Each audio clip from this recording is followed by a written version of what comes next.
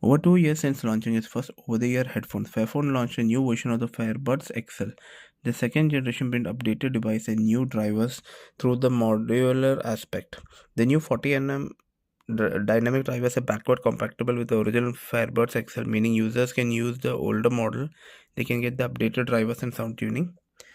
Fairphone will sell the left driver assembly for 61.95 euros and right one for 39.95 euros.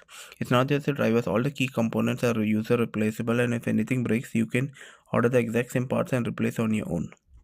The user replaceable approach extends to battery, which is easily accessible by opening the cover on the left side. From there, you can simply pop out as it is not held with any adhesive. Battery life is rated 30 hours with ANC off and 20 hours with ANC on. That's a 5-hour improvement over the previous generation.